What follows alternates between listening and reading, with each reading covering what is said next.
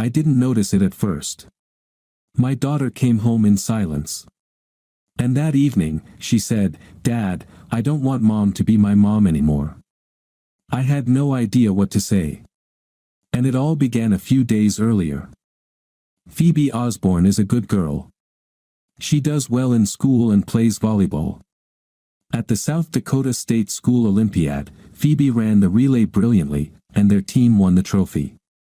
One day, Mrs. Edra Neal, Phoebe's homeroom teacher, invited Barney and Kathleen, the girls' parents, to class and suggested transferring the talented young miss to a specialized school with a focus on mathematics.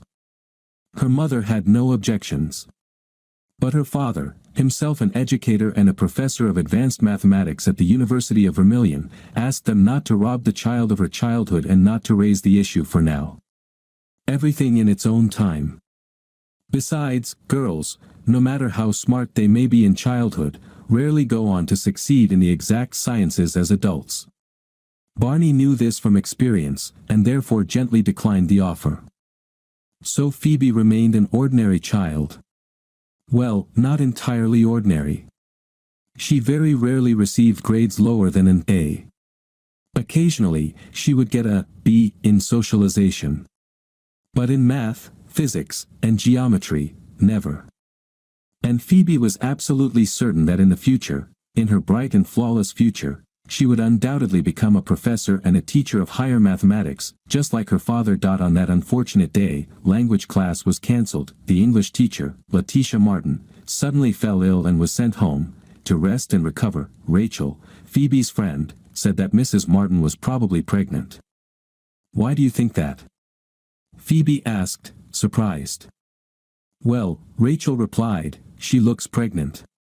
When my mom was pregnant with Michael, she walked the same way, winced a lot, and sometimes groaned. Yeah. She's definitely pregnant." Phoebe had only seen pregnant women in movies.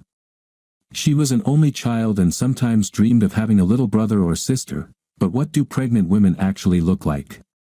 So, she trusted her friend's opinion. Rachel's grandmother, Madeline Donaldson, a small, cheerful old lady, came to pick her up from school. "Phoebe, who's going to take you home from school?" she asked. "I don't know. Dad's teaching. And Mom went to visit Grandma. I guess I'll walk home." "Wait," Madeline raised her finger. "Call your dad or Mom and ask for permission to come with us." Phoebe did just that. Her father gratefully allowed Mrs. Donaldson to take care of his daughter, but the girls didn't go straight home. "Ha! You clearly don't know Rachel's grandmother." She decided that since the kids had a few free hours in the middle of the day, when there were no lines and no traffic, they should go have some fun. First thing, they sped from downtown to the outskirts, to Pizza Ranch. This little cafe served amazing pizza with smoked farm sausages. In the same building, just to the right, was the entrance to Hovler's Bar, where couples staying at the motel in the back often stopped in for steaks and beer. The day promised to be wonderful, sunny and warm. The group sat by the window, devouring pizza, washing it down with cola, chatting about silly things, and feeling genuinely happy about their unexpected freedom. Rachel suddenly glanced at her friend with concern. "Phoebe, isn't that your mom?" Osborne looked out the window. "Yes. Absolutely. No doubt about it."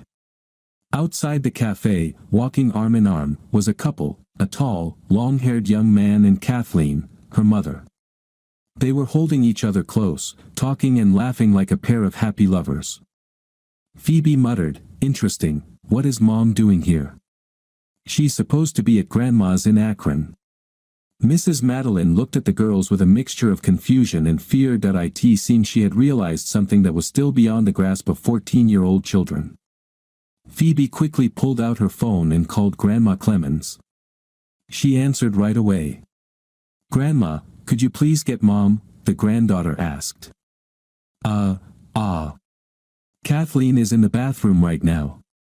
"I'll ask her to call you back," the grandmother replied. A few seconds later, through the thin glass, Phoebe heard her mother's familiar ringtone, "Don't Know Why," by Norah Jones, and just a few seconds after that, Phoebe's phone vibrated. "Sweetheart, did you call me?"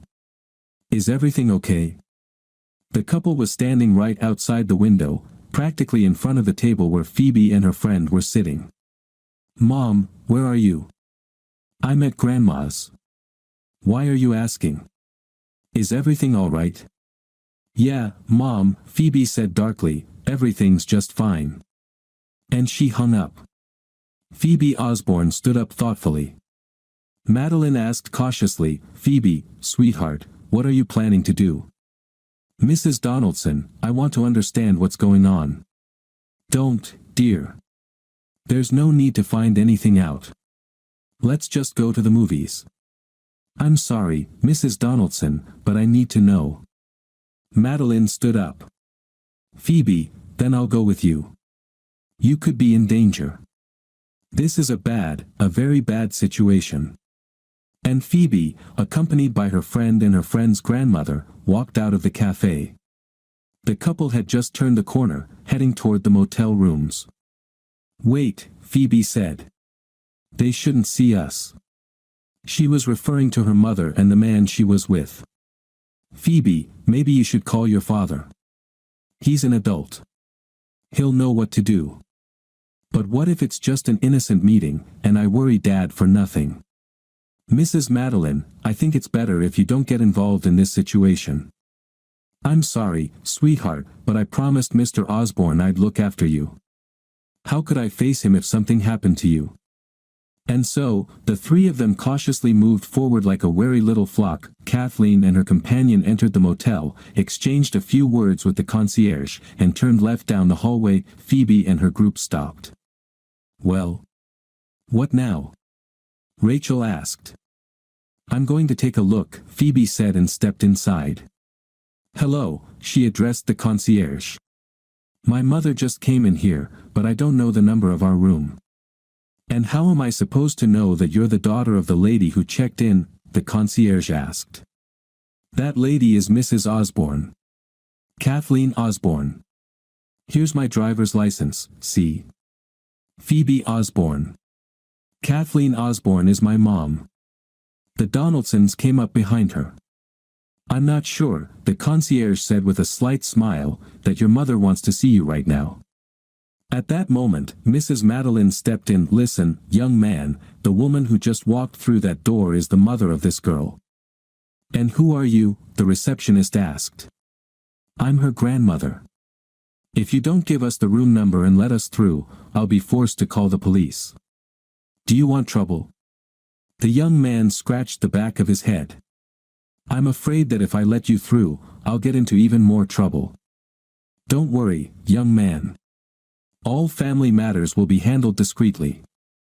And Mrs. Donaldson placed a $100 bill on the counter. She looked closely at the hotel clerk, and added another. The young man thought for another half-minute and came to the right conclusion. All right.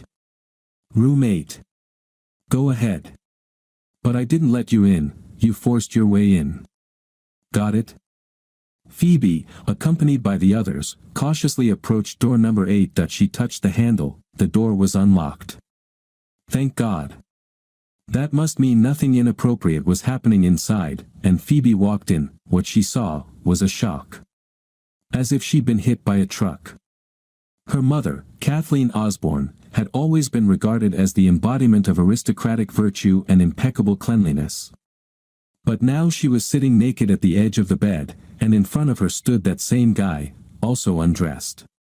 What was happening between them left no room for doubt. It was humiliating, shocking, and disturbingly crude. Phoebe couldn't believe her eyes. Nausea welled up inside her, as if some instinctive repulsion had kicked in. She vomited all over the telephone table, the phone, and the vase of artificial flowers. Mrs. Donaldson grabbed Rachel and pushed her out the door, shielding her granddaughter from the obscene scene. Kathleen pulled the disgusting thing out of her mouth, the one she had just been pleasurably toying with, and stared at her daughter. Phoebe. What are you doing here? That's what I should be asking. Phoebe, pale as a sheet, wiped her mouth with her sleeve. Mom. What are you doing? The guy asked. Mom. That's your daughter. No one answered him. Then he stepped toward Phoebe and twisted her blouse around his fist, so tightly the buttons began to pop. "Phoebe, baby," he said, leaning close to the girl's face, his voice sweet but threatening, "you didn't see anything. Got it? You saw nothing, and you're going to keep quiet." "Mum," Phoebe whimpered pleadingly. And Madeline, who had been standing by the door, growled threateningly. "Young man, let go of the girl. Right now. And what are you going to do, you old shrew? Throw sand at me? I'm calling the police." But with a swift motion of his left hand, the guy knocked the phone out of the old woman's grasp. Phoebe cried out again. "Mom! Rick! Let go of my daughter. You're hurting her. No one tried to stop this brute." Madeline understood she wouldn't be able to take the girl back. She didn't have the strength to even budge this Rick from his spot. And the mother? She was feverishly wrapping herself in a bedsheet and made no move to intervene. She just kept repeating. "Rick, don't. Rick, stop. Please." Phoebe realized she would have to handle this on her own. She took a step back from the thug, aimed carefully, and with all the strength her 14-year-old body could muster, kicked him hard in the shin. Her sturdy school shoes held up perfectly. Something cracked beneath the toe. Rick immediately let go of his victim and dropped into a crouch. Clutching his leg, he screamed. "You little brat. Filthy creature." He thought that was the end of it. But he was wrong. The next blow landed squarely on his face. His nose cracked. Blood gushed like a fountain onto the carpet and Phoebe's white knee-high socks. "You freak. Leave my mom alone. Got it?" Phoebe rasped, then kicked him a third time, right in the hands he was using to clutch his broken nose. Fingers crunched under her shoe. Phoebe had a foolish thought. Today is crunch day. She wasn't crying, but she trembled with fear and anger. Mrs. Donaldson grabbed the girl's hand. "Phoebe, dear, let's get out of here." "You shouldn't be here, daughter, wait outside," Kathleen ordered. "I'll get dressed, and we'll go home." "Oh, screw you. Idiot," snapped Phoebe, stepping out into the corridor, where a stunned Rachel stood against the wall. A woman with curlers on her head peeked out from the neighboring room, and behind her stood a man in glasses and a bathrobe. The girls headed toward the exit. The guy at reception asked sarcastically, "And you call this confidential?" They didn't reply. They got into Grandma Madeline's car and went home to the Donaldsons. Grandma Madeline washed Phoebe's knee socks and blouse, dried them in the dryer, and ironed them. Bloodstains remained faintly visible on the white fabric. Phoebe's father picked her up from her friend's house. In the car, he kept trying to talk to his daughter as usual, but the girl remained silent or responded with short, meaningless phrases. At home, her cheerful mother greeted them. She kissed her husband and reached toward her daughter. "Mom, don't kiss me," "But why, dear?" Kathleen asked, confused. "You know why. Don't touch me. And don't kiss me. Got it? Never kiss me again." Barn became concerned. "Phoebe, what's happened? Why are you talking to your mother like that?" Kathleen immediately came to her daughter's defense. "Leave her alone, Barney. The girl's probably having a rough day. She's just in a bad mood. Come to the table," her mother fussed. "I made lasagna with bolognese sauce.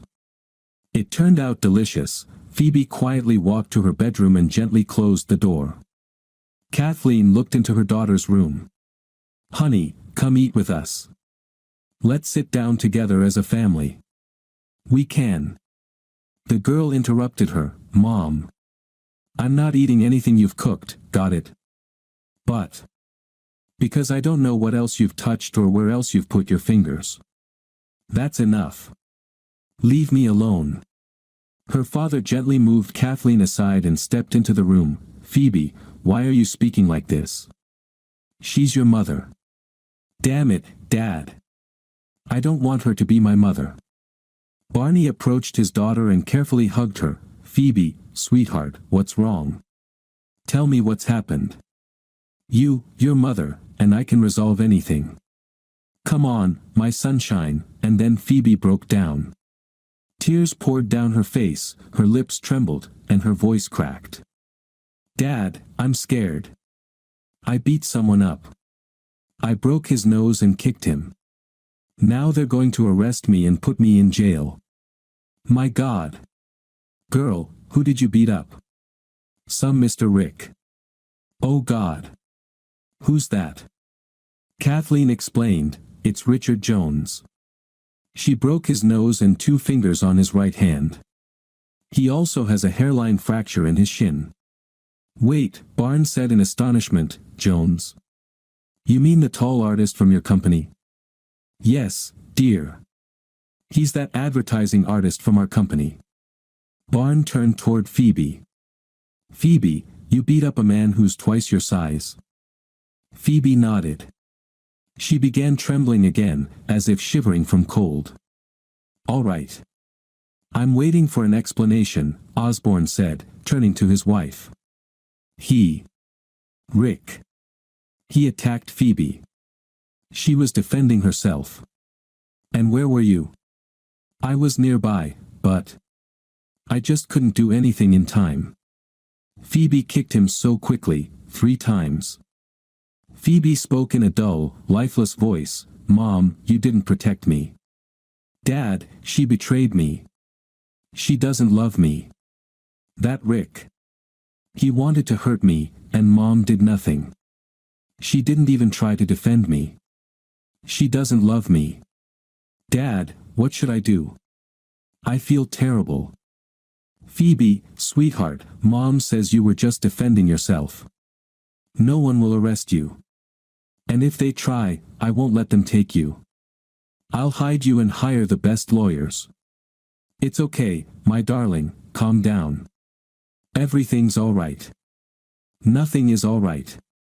Dad, if you only knew. Oh, I feel so bad. Kathleen realized the hopelessness of her situation and finally decided to confess, Barn, I have to admit something. Today Phoebe saw me pleasuring Richard Jones. Osborne winced as though struck by a sudden headache. He asked softly, why did you do it? Well, it just happened. But you must know that I love you, and only you. I didn't cheat on you. It was just. Mom, if I hadn't entered that room, would you have cheated on Dad? Kathleen raised her palm defensively, Barney, it was an accident, believe me. I've never done anything like that before, and I don't intend to ever again. Allow me to clarify, Osborne began. You were in some room. At the Bold Bison motel, Phoebe gloomily clarified. Thank you, sweetheart. So, Kathleen Morris, he deliberately used her maiden name, something Kathleen didn't like at all. You were sitting in a motel room and naked, both of them, Phoebe added again. Care to explain how that happened? Barn asked, excessively calm. I told you, Barney, it was purely an accident. I swear to you by everything holy.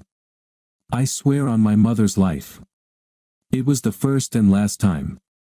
At this point, Phoebe couldn't hold back and screamed, Mom. How could you? How could you put that disgusting thing in your mouth? You always taught me to be a real lady. You said a girl should have pride. You taught me to maintain my dignity. Mom. What were you thinking? That image will haunt me for the rest of my life. Have you gone crazy, Mom? You didn't even lock the door. Kathleen shrugged helplessly and mumbled, well. We've never been disturbed before. Immediately realizing what she just said, she covered her mouth with her hand and backed out of the room. Barn bitterly pressed his lips together and closed his eyes. He sat there holding his daughter tightly for about 5 minutes. His wife didn't dare disturb them. Barn finally stirred, so, it was just one time, huh? Just one time. All right. Sweetheart, don't be afraid. Were there any witnesses? Yes, Dad. Rachel and her grandmother were there. There was also another man and woman, I don't know them. They were, in room 7. And that jerk hit Mrs. Donaldson's hand and knocked her phone away. Mrs. Donaldson said she was going to call the police. Did she call? No. She decided not to call. She said it was a family matter and she didn't want to damage Mom's reputation, her father prompted. Yes. I see. Well, Phoebe, that means you're not going to jail. Mr. Rick, or whatever his name is the one going to jail. Calm down, my heroic girl. You're probably hungry now. Phoebe relaxed. If Dad said everything would be fine, then it certainly would be. Yes, Dad. I wouldn't mind eating. But you're not going to eat what Mom cooked, as I understand. I can't. I just can't, Dad. It would make me sick. I'm sorry. But you need dinner. So do I. Let's go somewhere, grab a bite, and we can talk. We won't be able to have a proper conversation here. Do you think I'm right? Phoebe nodded. Barney thought for a moment and added, let's go to the old lumber. We'll sit down there. They headed toward the door. Kathleen overheard where her husband and daughter were going and became flustered. Wait. What about me? Did I cook for nothing? I made an effort. She received no response. Barney and Phoebe silently got into Osborne's car and drove away, leaving Kathleen sitting at the kitchen table with her head in her hands. They settled at a table in a quiet corner, and Phoebe, half-heartedly picking at her evening chicken salad, told her father everything, in detail. Osborne seemed to have already calmed down, accepting his wife's infidelity as a done deal. However, he was shocked that his mother-in-law had become an accomplice in destroying his family. The next day passed relatively normally. Phoebe's father dropped his upset daughter off at school. He then headed to work feeling drained and sleep-deprived, having spent the night on the living room couch. After lunch, however, things began to unfold. On her way home from school, Phoebe stopped by her friend's place, the Donaldsons, to wait for her father. Grandma Madeline was kind to her, knowing the trauma the girl had endured. The girls had just settled at the computer, preparing to dive into Twitter, when the doorbell rang. Grandma opened the door and let in a neatly dressed, very polite young man. He introduced himself as Attorney Lee Chapman, confirmed their identities, and said he needed to speak with them. The issue is, he began, sitting down at the table in the living room, that yesterday a compromising video appeared online featuring my client, Richard Jones. This video was uploaded to a video hosting service from the account of Rachel Donaldson. Additionally, you appear in the recording, Mrs. Donaldson, as the adult accompanying the child. I understand the girl is a minor, and thus her parents must bear responsibility. But Grandma Madeline had a friend, a former criminal lawyer, who lived nearby.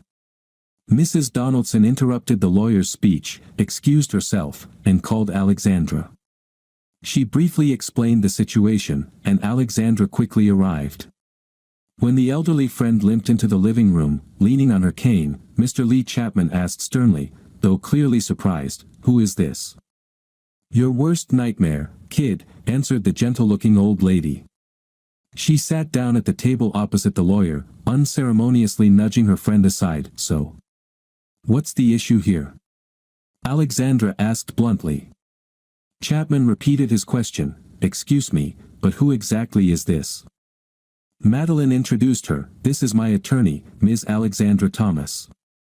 "Dear, this is the lawyer representing the young man who—" "I get it, Mad, don't bother," Alexandra waved dismissively. "Better fill me in on what's happening here. What does this jerk want?" Lee immediately pressed the elderly ladies. "I'll attribute your rudeness to your advanced age. But surely you understand that posting the video involving my client is illegal. My client, demands compensation for moral damages. I'm attempting to reach an out-of-court settlement." He wasn't allowed to finish. Alexandra raised her hand sharply. Hold on. So, it's about money? They want cash, huh? Interesting. Have you actually seen this video yourself? I personally took the liberty. It's very intriguing footage. Yes, of course. I've reviewed it thoroughly. And just what exactly did you see there? Lee protested indignantly. It doesn't matter what I saw. What matters is that my client's right to privacy has been violated. Alexandra looked at the young man with pity and contempt. Shut up, idiot. Lee Chapman's eyes bulged, and he choked on his words, while Alexandra calmly continued, the video clearly and explicitly shows a criminal act. A grown man, without any justification, assaulted a defenseless child. My client. By the way, Madeline, could you put some coffee on? I'll finish up soon, and we can taste my croissants. I brought pastries. Girls, are you joining us? Phoebe and Rachel nodded enthusiastically. Now, where was I? Mrs. Thomas shook herself back to the matter at hand. Mrs. Madeline prompted, about the defenseless child. Oh. Right. As I was saying, my client didn't just have the right, or could have filmed it, she was obligated to document evidence of a criminal act. It's her civic duty. Do you understand me, you worthless scarecrow?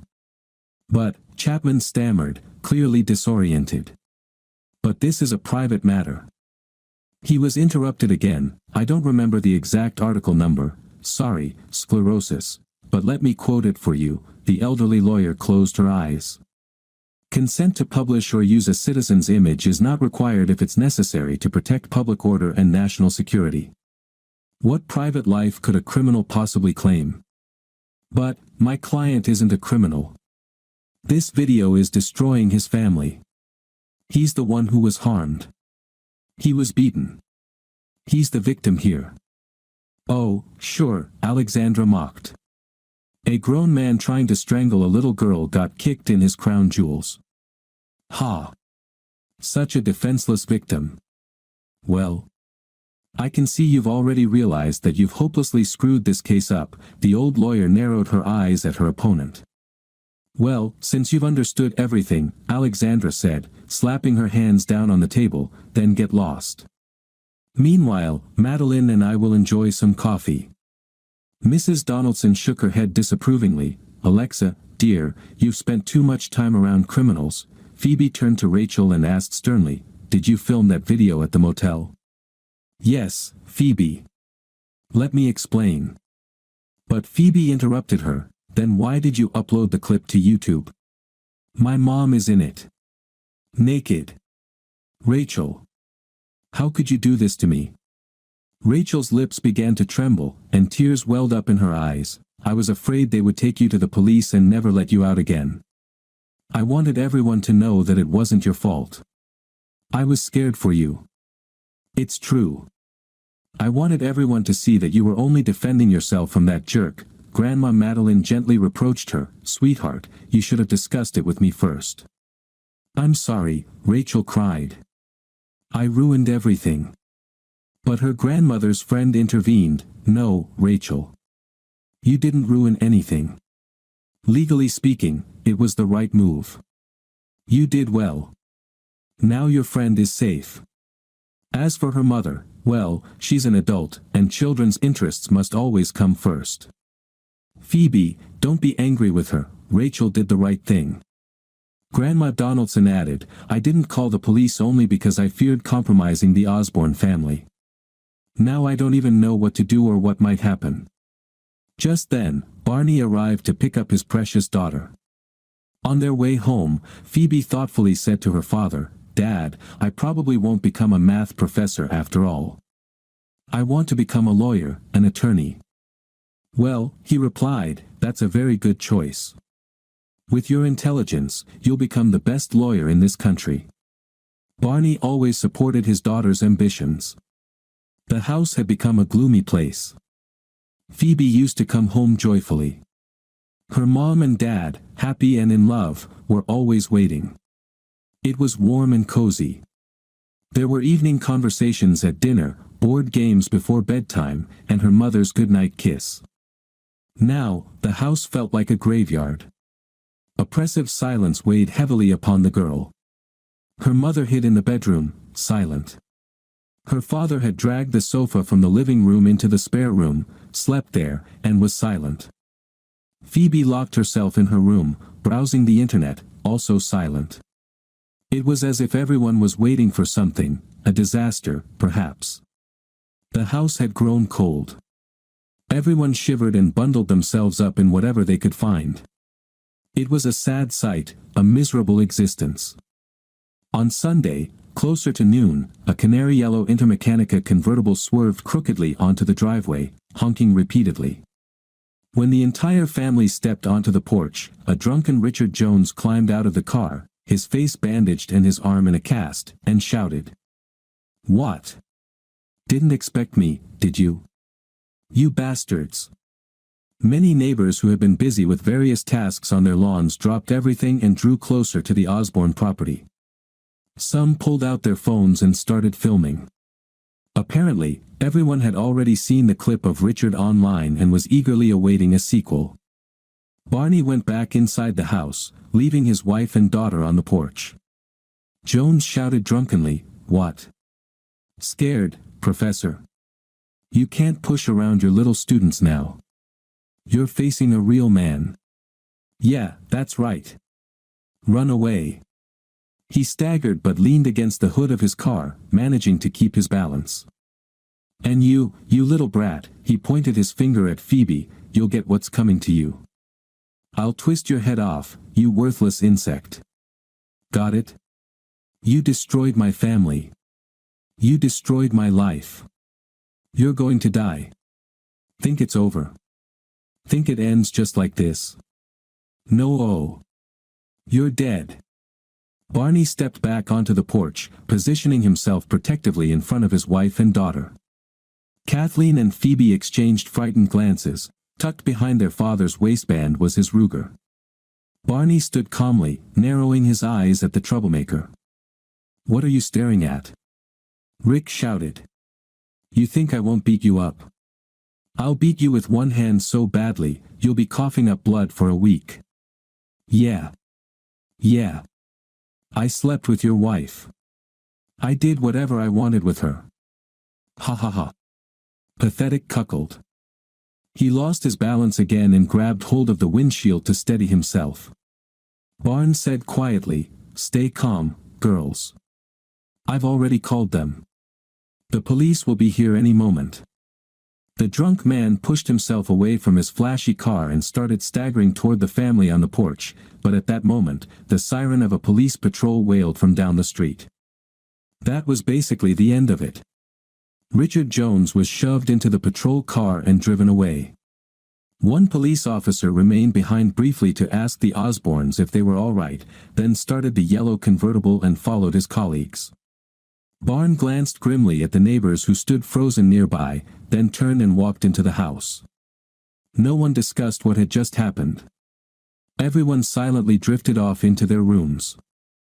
The next day, Phoebe was picked up from school by her mother.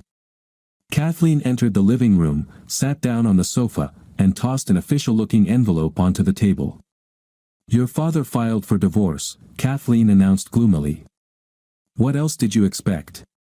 Phoebe replied calmly, then went to her room. Barney didn't come home.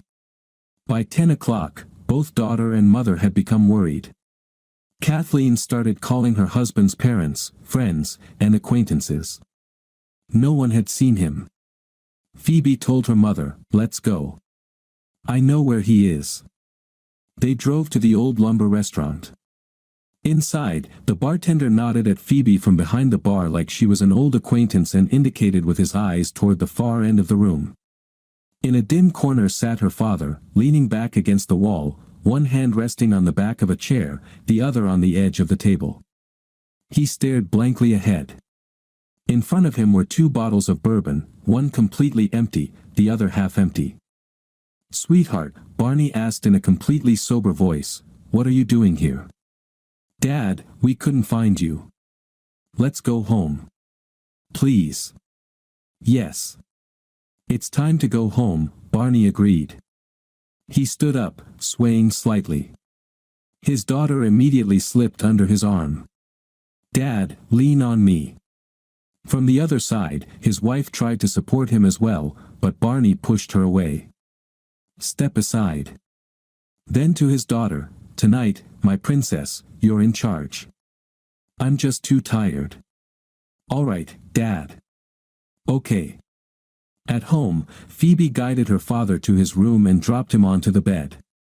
Barney immediately began snoring. He was out cold. The girl pulled off his shoes and pants. She unbuttoned his shirt but couldn't take it off because she didn't have the strength to roll over a 180-pound man. She covered him with a blanket and turned off the light. In the living room, her mother was sitting silently. She asked, "How is he?" "He's sleeping," Phoebe replied and sat down in an armchair, lost in deep thought. After about 5 minutes of heavy silence, Phoebe spoke. "You know, Mom. I used to have a family. I had a father I was proud of. And I had a mother I admired. Now I have an alcoholic for a father, and an adulteress for a mother." Kathleen silently lowered her eyes. "My family has fallen apart. I have no one left. Even Grandma Clemens, she covered for you while you were servicing some drunk." Her mother remained silent. "My life is over. I don't know how to keep living." Phoebe straightened up and looked at her mother. "But I know who's to blame for all of this." She stood up and walked into her parents' bedroom. In the bottom section of the wardrobe stood the gun safe. Phoebe entered the code and pulled out the gun kit. She took off her jacket, strapped on a shoulder holster, checked the pistol's magazine, clicked it into the grip, and slid the Ruger into the holster. Her father had taken her to the shooting range. Phoebe knew how to handle a handgun. Her mother, standing in the doorway, asked fearfully, "Phoebe, what are you planning to do? Why do you need a gun?" "Don't worry, Mom. I'm not going to hurt you." Phoebe adjusted her shoulders and straightened the holster. "Mom, the one who destroyed my family has to pay for it." "Sweetheart, what are you going to do?" "I'm just going to kill him, your lover. Maybe then Dad will feel better and cancel the divorce." Phoebe looked at her mother sternly. "In any case, that filthy Rick needs to be punished." "Sweetheart, please don't do this." Kathleen tried to hug her daughter, but Phoebe pulled away. "Mom. The rule, you don't touch me. Understood?" "Yes, yes, sweetheart. But, the gun. If you try to take it from me, I'll have to shoot you. Then I'll kill that bastard. They'll send me to juvenile detention. And when I turn 18, they'll execute me. But if you kill him, the police will take you. I'll say he threatened me. He said he was going to kill me. I got scared and went to shoot the bastard. They won't give me much time. And Dad will hire the best lawyers." Phoebe remembered Grandma Alexandra and gave a crooked smirk. "Yeah. I already have someone in mind. Now, Mom, give me your lover's address and the keys to your car." "But. Mom, don't make me use force." Okay, sweetheart. The keys are in the car." By the time they reached Kathleen's Chevrolet Spark, she started pleading again. "Sweetheart, please believe me, this is a bad idea. I'm going to call the police." Phoebe squinted at her mother. "Kathleen, you have no choice. If you call the cops, I'll start a shootout with them and they'll kill me." Kathleen opened her mouth to say something, but Phoebe cut her off. "If you try to stop me, I'll kill you, to keep you from getting in the way. Then I'll kill that bastard, so he learns his lesson, and I'll face the death penalty. Best case scenario, I just shoot the scumbag and get 5 years, maybe even less. So choose, are you a loving mother or a complete traitor?" Kathleen cried softly. But her daughter kept pressing. "So now, give me the address and go back inside. I'll handle the rest myself." "All right. I'll go with you." "I'll drive the car," Kathleen said, finally making up her mind. "I'll take you there myself." When they pulled up to the Jones house in the dark, Kathleen looked her daughter in the eyes and reached out her hand. "Give me the gun, Mom." "Stop. We already talked about this." "Phoebe, give me the gun. I'll do it myself." "Mom, don't be ridiculous. You're not fooling me." "Phoebe, sweetheart, I can't let my child suffer because of my stupidity. Give me the gun. I promise you, I'll take care of everything myself." Mother and daughter stared at each other for a long time. Finally, Phoebe pulled out the gun and handed it over. "Stay here," Kathleen ordered. She walked up to the door, stood there hesitantly, then turned back and leaned heavily against the Chevrolet. Phoebe rolled down the window. Kathleen was trembling as if having a seizure. Her teeth were chattering. "Just a moment, sweetheart. Just a moment, Mom will take care of everything." She walked back to the door and rang the bell. A man opened it, filling nearly the entire doorway. 3 shots rang out. Kathleen returned empty-handed and sat down in the driver's seat. "It's done, Phoebe. It's over. Are you satisfied now?" "Mom, let's get out of here." "No. We can't leave, sweetheart. That would be fleeing the scene of a crime. We can't do that, it would only make things worse. Besides, your father's gun is still in there. I dropped it. They'll find me anyway."